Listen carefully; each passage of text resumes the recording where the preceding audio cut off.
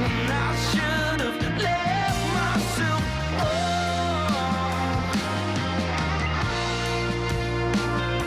But I couldn't have, oh no, I couldn't have. I always open my gut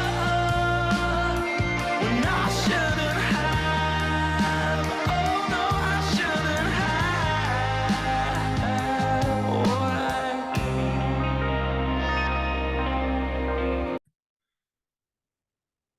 I'm going to start off with a deep question. Go for it. How do we find out magic? Love that question. I think that everyone has magic is the thing I want to point out straight away. Like, always when I start working with a client, I have to say yes to the recorded meeting. Every time I'm working with a client, pretty much they always think that they're the exception. They're always like, okay, but you say that, and they kind of cringe away and they get small and they're like, I don't really want you to find out that I don't have magic. And so I think anyone who's listening to this, just straight away, if you're feeling that, you absolutely do have magic. And so how do you get to it? How do you find it? It's about looking, it's already there. Like, that's the other thing, is you don't have to create it. You don't have to kind of make it up or figure out what it is. It's already there inside everyone. It's about moving the stuff out of the way, the blocks, letting go of all the blocks so that you can get to it.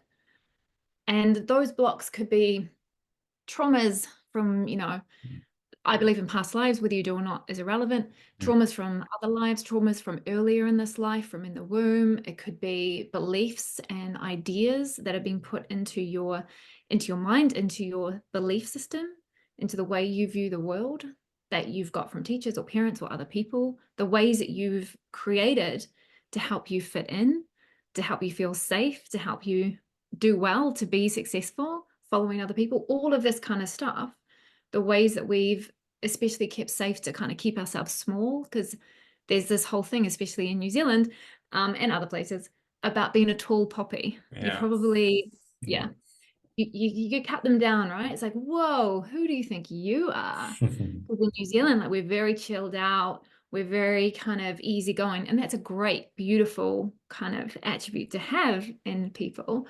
But also there's kind of this unwritten rule that you don't stand out. And if you do, then people kind of point it out to you in a kind of quite subtle way, like, oh, who do you think you are? Yeah. And so anything like that we can highlight and be aware of. And then the awareness is the key. Well, actually, initially it's realizing that there's something that's going on in your life that is uncomfortable, doesn't feel right, doesn't feel aligned with your highest version of you, with your soul self. And then from that place, the discomfort kind of will bring you to inquiry. And then there'll be an awareness of like, yeah, actually, I feel uncomfortable doing this, or I'd love to do what they're doing, or something similar to them, or what I used to do as a kid, but doing it as a career, or something like that. And then you feel the discomfort of, oh, but I can't do that. And it's sort of like, then it starts. It's like, why can't you do that? Why do you feel you can't do that? Or what do you feel is missing? And then it's about really just going on that journey to find out, what are these beliefs, ideas, concepts that you've adopted as your own that actually never were you. However, they're also incredibly useful because they teach us lots of things about the world, about empathy. They help us grow. They help us with appreciation. They help us with gratitude. So it's not like I think we've come to look at trauma and difficult times as like bad. These are bad things, but I don't believe in good and bad. Like, I think the things that we don't prefer, the uncomfortable things, they're the things that really elevate us when we decide to face them and walk into them and come out the other side. They're the things that really move us forward. So when we're looking for our magic, it's about looking to see what is in the way at the moment, and how those things are also serving us to find our magic. So if you think about, I don't know, any stories, like adventure stories, right? If they're looking for the treasure, Like, where's the treasure? Do you find it like sitting out in the sun with a big arrow pointing towards it? It's It's like underneath the dragon, right? it's underneath the dragon, it's in a cave, it's under the sea, it's like buried in a deep dark hole with snakes around, you know. And so it's like these stories are telling us, they're giving us hints of kind of where to look. And the things that feel uncomfortable, the things that feel scary, that's a clue that you're going to find your magic in there as well. Whereas most of us are taught to stay comfortable, and we stay comfortable with things, you know, like numbing through alcohol, drugs, sex, working too much, helping other people, you know, choose your thing, right? Whatever it is. We want to stay comfortable, but it's in the discomfort, the edginess, that we start to kind of really get closer to our magic. Numbing. All too many folks fall into that numbing category, right? Like how many things that you do to dampen the emotion that you're feeling? Like if Yeah. you actually documented everything that did that, it would be a long bloody list. Yeah, It's because you could use scary. anything. Yeah, you could use anything. Like we do. We get addicted to these little dopamine hits, right? And I've been I've been dabbling with something recently of like every time that you feel uncomfortable, say the word good. It's like, yeah, good. This is the point. Like doing something you never done before is going to make you uncomfortable, right? If you don't feel uncomfortable, it's like you've probably already done it. You're probably not going to learn anything. We need to be able to adapt and evolve and change, right? Whether that's shedding, whether that's actually like morphing into a different character. I don't want to say completely just transforming yourself and we forget who the person was behind. And it's like, no, okay. But like, who would we be if we never believed the world telling us who we couldn't be? Yeah, and also I think there is some merit to forgetting who we were. And Mm, and and because I don't think we're ever going to forget the essence of ourselves. Like that is the thing that we have been gradually in our lives moving further and further away from, is our essence. And so if we've had a life of placating other people, trying to be safe, all of this kind of stuff, keeping our voice small, not expressing our anger, all of this, we've spent our lives coming away from our authentic selves, the true essence of who we are. mm, And so I think that's actually not a bad thing. Let's forget that. Let's forget that and move on, because mm. there's also a thing, if you know, like, so I spent 17 years living on the other side of the world, on your side of the world. And when you've been away from people that you know, you have this chance to kind of actually step into who you really are. However, there's a small voice inside us that says, ah, those people who really know you, they're not going to like who you've become. So you've got to still be that old person around them. And it's like, yeah, of course they're not going to like who you've become because they know who you are. And that creates security and safety and understanding for them. But then the people who are really on your team are going to accept and see that you are actually being much more authentic now than you were when you were like 14 or whenever they knew you Yeah. before. So I think that forgetting is actually an essential part of becoming who you really are. So how would people do that then? Because I know myself, and we talked about why is this thing called the Nomadic Podcast, and I dot off, I disappear, and kind of like spend a lot of time by myself and with nature, and that's not for many folks. Like people get really freaked out by that. I like not being contactable. It's like, is he dead? Is he alive? I don't know. I guess he's gonna like turn up on my door one time, and I'll always come back. You feel good. You're at the end of the journey, and you start walking back. But how would the everyday folk end up embarking on this journey, or at least starting to? Of connecting to their essential self, finding their Hmm. magic on that journey. I think the thing is that you want to find out what is the pain point for you in your life. Like what is going on, because you want to associate any journey that you go on has to mean so much to you that you have like such a compelling reason to go on that journey. Because on any journey, like, let's just take traveling, for example. Like if you're going to do the Camino de Santiago, or you're going to hike up, Kathmandu or something like that, you've got to have a really compelling reason to go through the struggle, the pain, the trials of what's going to pop up on that journey. And so I think that's the first thing. Before anyone is going to go on a journey, they need to have a reason. And when you're looking at your lives, I think there are lots of big things, like physical pain is a big one to go on a reason, to go on a journey. And feeling like you're unfulfilled, like you're kind of your soul is slowly dying is another good reason.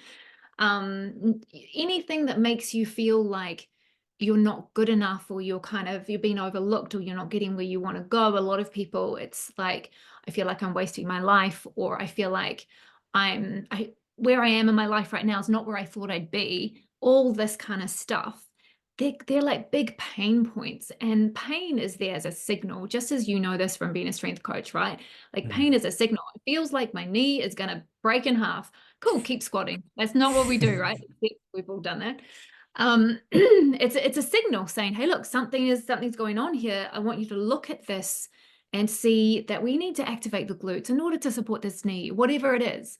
And so when we find that pain point in our lives, just remember that's an indication of something. It's not like, oh, let's take a Panadol and keep squatting. Yeah. Because, right? What happens then? You end up with no knee anymore. Nice knee replacement. Great. That's what you're looking for. Perfect. And so we want to listen to that pain point, whether it's in our bodies or whether it's in our lives, and say, okay, what is this directing me towards? Let's really go into the pain, sit with the pain, find the intelligence, the magic in the pain, and then let that slowly lead us places. I think the thing is that when we are on a journey like that, we get impatient because we're so used to having numbing strategies. Like, I don't want to name labels of painkillers, but you take a painkiller and it's gone. And so we're used to kind of being able to change things so instantly. And it's sort of like, well, why should I sign up for the journey? That's going to be uncomfortable. Why would I want to do that? It's like, well, great, there's these weight loss pills coming out, or these whatever they are. Instead of going through and realizing your body's out of balance, you're not listening to your body, you're not spending time in your body. This is going on, that's going on. And that journey will bring you so much more treasure, so much more magic. It will connect you to who you are. And that's what we really want. And so I think of, coming back to the body analogy, I think our bodies are so incredibly intelligent that they can give us a signal that says, and I think about it as our subconscious minds love us so much that they know we are willing to be in pain for a period of time to find the magic that will go with that pain. I've had lots of chronic and various injuries in my career as a personal trainer. I did a lot of parkour, all of that kind of stuff, capoeira, rock climbing, dancing, everything. And it's like, that was a passion and excitement. There were lots of great things in it, but it was also a running away for me. And I just kept pushing through it. It was like, why is my body letting me down? Why is my body letting me down? And when I was really, I don't know, maybe, a little way into my kind of healing journey with the emotions, that's when I was like, oh shit, okay. I've got to stop training like 1,000,000 hours a week and throwing myself at walls and stuff, and actually pause that and listen to my body and see what's there. And there was just so much magic in that. And that, like, I remember I was my shoulders had been like so badly injured because of all the stuff I was doing. Like, they gave out on me like mid push-up once, like I was totally fine, and then I just collapsed, and I was like, oh, that's weird. My chiro was like, yeah, that's the like last trigger mechanism to stop you from tearing your muscles. Like, oh shit. And then even that wasn't enough to convince me. What happened was I got stuck trying to get out of my sports bra in the evening. I couldn't lift my arm high enough to get out. And I was just like in tears on my floor because I had a male flatmate at the time. And I was just like, I can't get out of this. And then it was just like, okay, I need to do something. And that's really when I tuned into, okay, what is the pain saying? What are the emotions that are attached to this pain? And when I started moving through that, my shoulders healed. And so I just really want to highlight that pain is a teacher for us, whether it's physical pain, emotional pain, whatever it is, it's here to bring us something. And there's that old saying, it's always darkest before the dawn, right? And so it's like it's showing you that there's something on the other side of it. I love that, and we talk about that a lot in the physical realm of like the gym, right? I like to draw a line and discomfort being underneath and pain being on top, and I was like, we can sit in discomfort all we want. Like we're doing something that's difficult. Like it's not going to be friggin' easy. Like we're laying back on a lilo, right? On a lazy river. It's like it's going to be hard.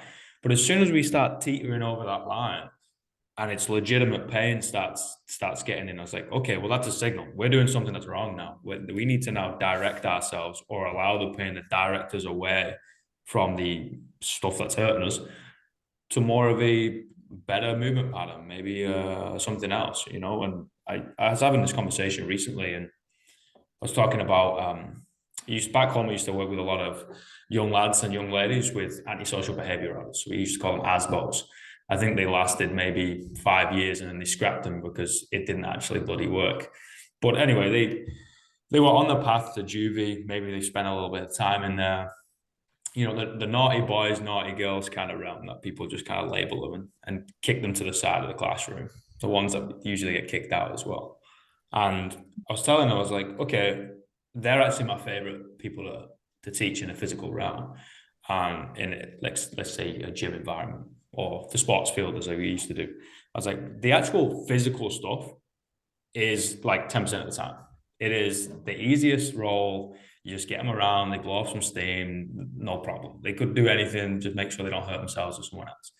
But like how you down regulate them from that is where the job actually starts.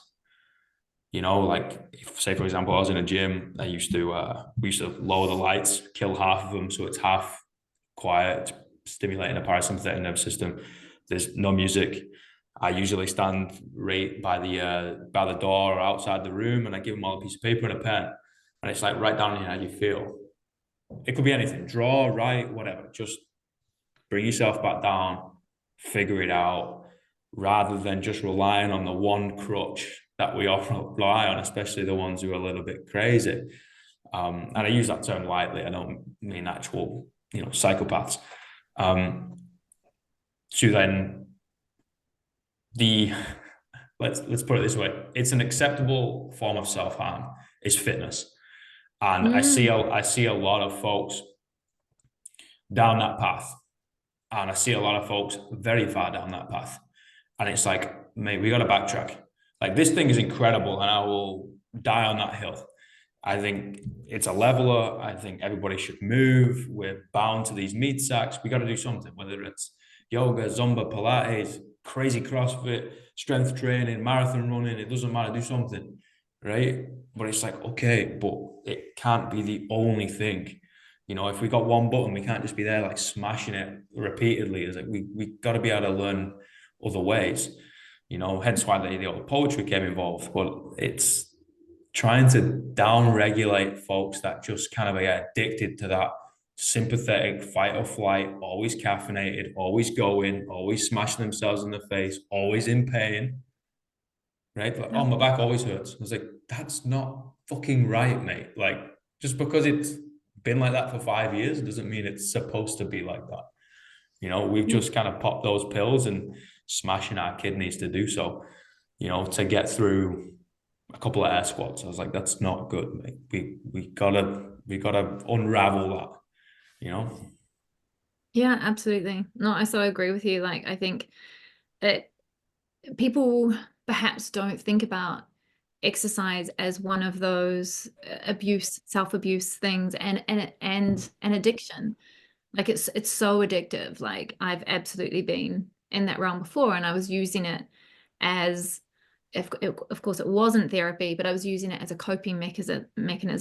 Actually, after my dad died when I was a teenager, and I got into bodybuilding, and it was like, yeah, I'll do that. And I was so deeply injured, and I just trained through any amount of pain because that physical pain was so much easier for me to bear, to control, to cope with, to focus on, rather than to focus on the emotional pain. I couldn't handle that. And so yeah, it was totally a coping mechanism. But I think there are so many of us who don't realize how much it's controlling us. Like I think of, I remember during that time, I had intended not to train one morning or one evening or something, because I was going to go to a dance class instead. And I went to the dance class, but then I just was on my way home. And then all of a sudden I was in the gym training, and I'd been there half an hour before I realized I was in the gym. And I was like, shit, like I'm on autopilot. I didn't even know I was coming here. And then all of a sudden I'm here. And like, when you have kind of things like that happening, and like, or if somebody talks about going somewhere or doing something and you're already planning, is there a gym? What can I do?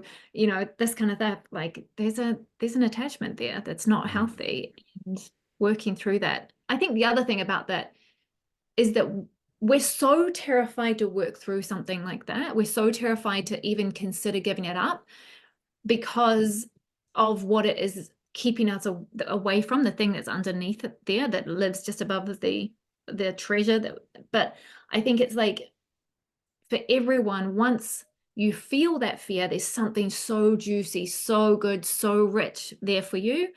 Because my belief is that everything here is to supporting us in our highest good, everything.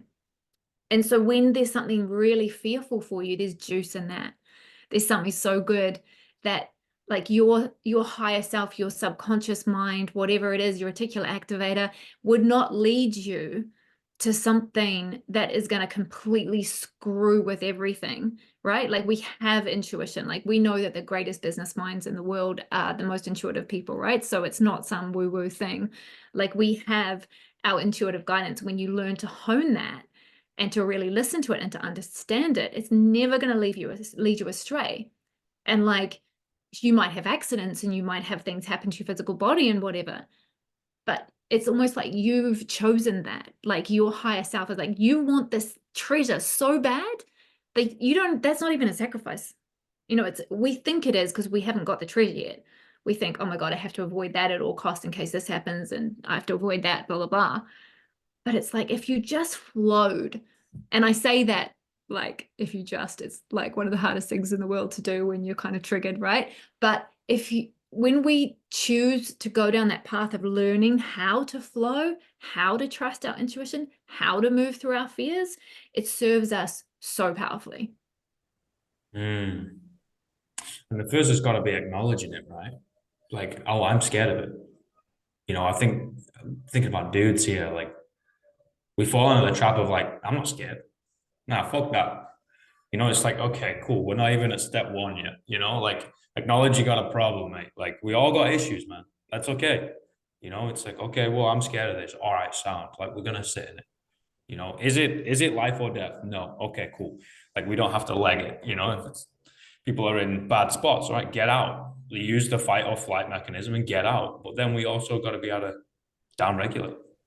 Okay. What did I learn Actually, from that? there's nothing more attractive, sexier than somebody who can stand grounded and say, I'm shit scared, you know, and really own what's going on for them. Not in a victim way, not in a way like I'm going to put it on you or anything, but just being really real and just going, yeah, that really scares me. And talking clearly and openly about that stuff is so attractive. Like it's so amazing because it's real. And I think what we've been missing for a long time in interaction, society, whatever, is that realness, that authenticity. And it's like, I think people get so afraid that they're going to vomit their emotions on somebody because there's so much in there and they haven't learned to self-regulate. They haven't got an outlet for it. And then that's when it does happen, right? But when we are taking care of ourselves on a regular basis, and then we kind of just say a few words, like someone goes, how are you? And you go, yeah, not great, actually. And you can just be honest and real without vomiting on somebody else. Like that's a beautiful thing because you can just see somebody, you can see somebody when they do that. Yeah, I mean, and who doesn't want to be seen or heard, right? Actually seen All as of who they us. are.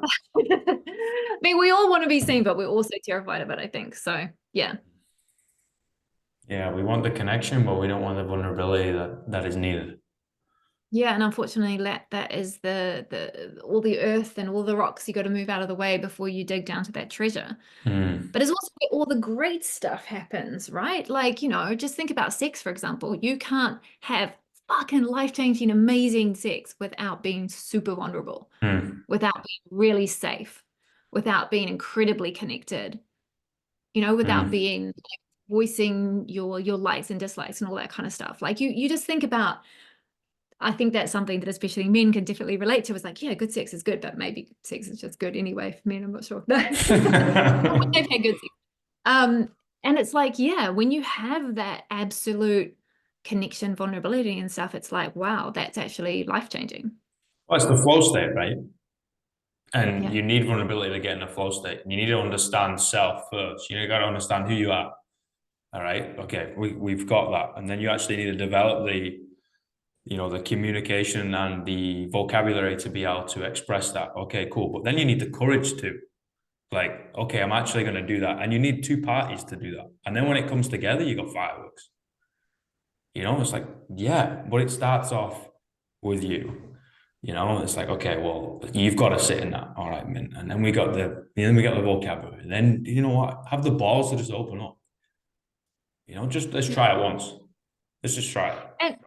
And and having the balls to open up starts with admitting when you really feel that you don't. Yeah, yeah, yeah, yeah, And yeah. that's the first bit of courage, is by saying, I don't know what to do. I don't even know what you guys are talking about. I don't know how I would ever do that. I'm lost. I don't even know where I would be going, but it sounds like I need some of that. Yeah. And I think that's the thing, is when we just own where we're at, no matter where that is, because everyone is exactly where they need to be. It's you have a choice at that, in your journey, when to kind of take the step and when to kind of really start elevating your life experience. And I think the sooner the better. That's a really cool thing to do. Mm, But it's up to everybody. But I think if you're not ready, that's okay. If you yeah. if you do, if it's not resonating with you yet, that's okay, because that's where you're meant to be. And so you just kind of, sometimes, how we hear the same piece of advice like 500 times, and on the 501st time you're like, shit, that's genius, oh my god, like, oh wow. And you tell someone about it and they're like, I've been saying this to you for like Yeah, 900 dude. days now and you haven't listened. But it's like it drops in. And so it's the same thing. If you're not ready yet to take that journey, that's okay. You might have more, quote unquote, because I don't really believe this is what we're doing, but more the fucking up to do before, that you're going to learn from, and you're going to create cool life experience before you actually ready to kind of start shifting things up again. Mm. One of the first things, or one of the oldest things I remember was, we're Northerners, son. Wear your heart on your sleeve, and we speak from it as often as we can. Hmm. Hmm. And the more I live by that, the better life is. So that's the advice I would offer to the world, I guess. Stick your heart on your sleeve, man. Why not? Yeah, I mean, I think there's when we're feeling more comfortable in our vulnerability, then that's awesome. When we're worried about attack, when we've got lots of kind of trauma still stored in us. We're back. We can't go away. They can't get rid of us for long. We were talking about wearing the heart on the sleeve, right? That's what you said before we got cut off. Hmm. And I think it's such a beautiful sentiment, and I can feel your energy of that is so beautiful. And I agree with it on so many levels. And I think that's our optimum place that we want to get to. We've also got to remember that if we are someone who is sensitive and hiding things, that we think are not good enough about ourselves, or we're ashamed of things, which also want to highlight, if there's shame in there, get it out, because it's not Yeah. your truth, it's not who you are. But that will come out. It's like our environment, the other people around us will always reflect back to us what we're feeling inside. And that's not always the truth. And I Hmm. think that's the thing that we get confused about, is we think, oh my God, I'm in these environments, like relationships, for example, right? You can think of many people who've had all sorts of relationships. It's like, oh, the same thing keeps happening. I keep being left, or I keep being gaslit, or I keep being whatever. Common And denominator then there. you what, sorry? There's a common denominator there. There's a common denominator there. But the thing is, we always kind of look back to ourselves and say, what's wrong with me? Mm. And the thing is, that's not the question, because it's not about what's wrong with you. It's like, what are you not taking care of within yourself that this is reflecting back to you? And so it's showing you that there's something to take care of. There's something to heal. There's something to move through. There's some beliefs to let go of. That's what it's showing you. And because we didn't learn very useful skills at school, like how to have good finances and how to be careful with not careful, how to take care of your emotions and all that kind of stuff. This is something that we just don't know. This is something I had to learn. And so, one, never beat ourselves up about that.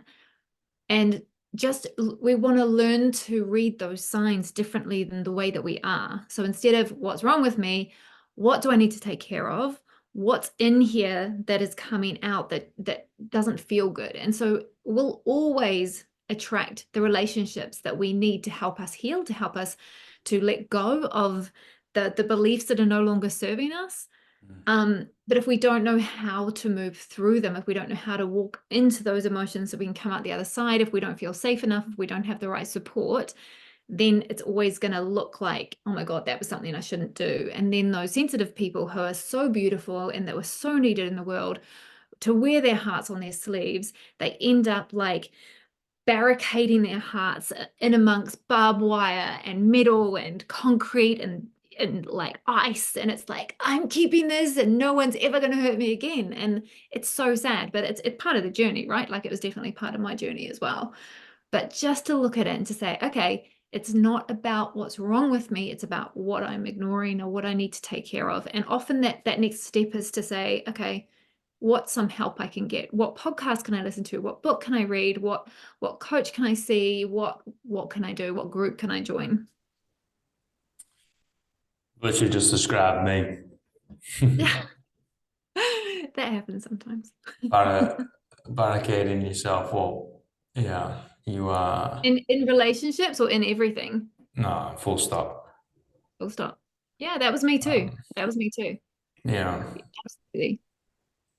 Yeah, yeah. and I had to go on a big journey in order to be with my partner now, for example. Like, I met him, later in life, if you want to call it that. What is later in life? But because I pushed everybody else away who was a possible great connection, because I was too afraid of opening my heart and being hurt again. And I think of, being hurt as when my dad died, right? It's like, oh, I'm never going to let a man I love leave me again like that, so I'll never connect with them. And so it was a strategy. It's a strategy, right? I'm gonna barricade my heart in because I don't think I'll survive that kind of pain again. And so, yeah, it took me time and it brought me into the career that I'm in now. So it was, it was a blessing. And I think blessings don't mean we have to look back at them and say, I'd do it again. We don't Yeah. even necessarily have to say, I'm grateful for it. I'm not going to say I'm grateful my dad died. I'm not. But I can see the blessings within that pain, right? But yeah, if you're recognizing that you're barricading yourself in, then that's powerful. You've already taken like a powerful acknowledgement step just by doing that. Yeah, it was for a long time, and quite often I think about the poetry books that I wrote, and I was like, oh, these are the bad boys that I needed to read at that time, and I know when I'm done with a book, when I start rereading it and drafting it and all that type of nonsense, and it no longer makes sense to me anymore. And I'm like, Mhm. oh, okay, cool. Like I've evolved into the person now I'm supposed to be. This one's done. Let's just make sure I'm dyslexic as shit, right? So let's just make sure the spelling mistakes aren't there, and then stick a cover on it and kick it to the door, and help somebody else on their journey, because I think it's a powerful medium because people can see themselves through it. It's descriptive, but it's not paired to me. Hence why another reason why I took the name off the podcast. It's like, it's not, oh, this Mhm. guy, and no, it's not. It's you. Like, you read what you want to read. You see what you want to see. It's a reflection. It's a mirror. And if going along that journey allows you to evolve in the person that you're supposed to be, then more power to you, man. And it's done the job.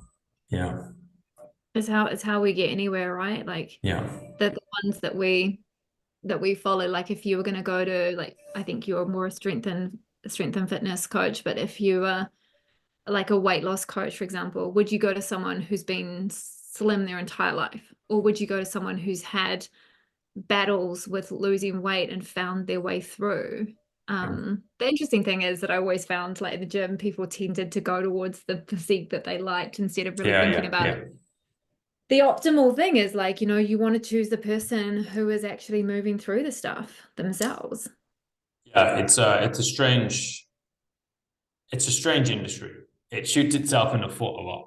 You know, it can be very superficial, and it's why I like to be a little bit more on the renegade style of, like, I'm going to go into CrossFit gyms. I'm going to go into like old school strength gyms or strength and conditioning gyms, or like the minimal equipment. Usually they're quite curious minds. They're ran by people that love the shit out of it.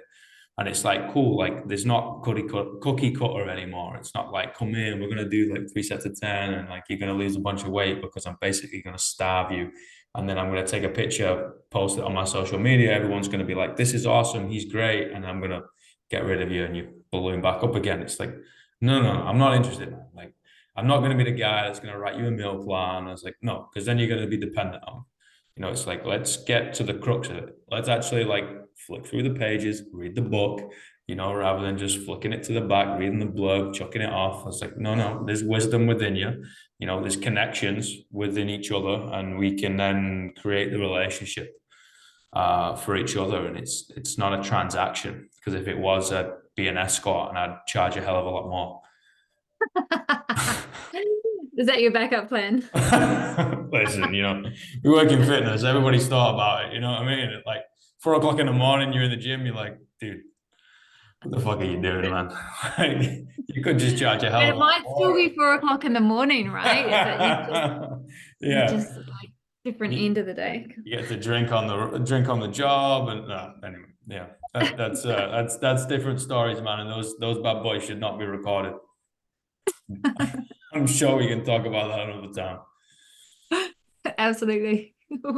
I got a question. Go for it. What are the 3 words you would tell your younger self? Tell my younger self. Yeah. Would she listen? I mean, it really depends what age. Hold on. What are the 3 words? Trust yourself, I'd say. Trust. I'm going to break your and self into 2 words just for this poetic license. Trust yourself. And I think she would be devastated enough that she was like, what the hell does that mean? That would probably start her on that journey earlier. But I think the greatest gift you can give yourself is learning to trust yourself, because we have so many experts out there, like everyone, you, me included, who are looking like experts or whatever, and we're talking from our experience, from our lens, from the things that we've learned or whatever. And if that doesn't fit somebody, like you spoke before we got on this podcast about not fitting in, and I resonate with that sense as well. I think a lot of people have felt that feeling of not fitting in. And when we can come back to trusting ourselves, we always know where to go, always know where to go. And it's a battle. And when you get into deeper layers of trust, you find yourself trusting yourself less again. And it's kind of like it's a curvy, wiggly road. It's not a straight line. And so that would be the greatest gift that anybody can learn, to tune into their intuition, to trust themselves, to do what is really right for them. Trust yourself. I like that a lot. I'm going to be thinking about it. Thank you. You're welcome. It's an honor and a privilege, mate. You're welcome back anytime. It's an open door. Talk shit whenever, I'd love to. Let's do it again. I'll let you know whenever I'm passing through New Zealand again and traveling around like some sort of nomad. Yeah, we'll go climb some trees or something. Yeah, man. Get a coffee, talk shit, be a good time. Yeah. Awesome. Thank you, so mate. Great. Have a wonderful day. You too. Speak soon. Bye. Bye, everybody.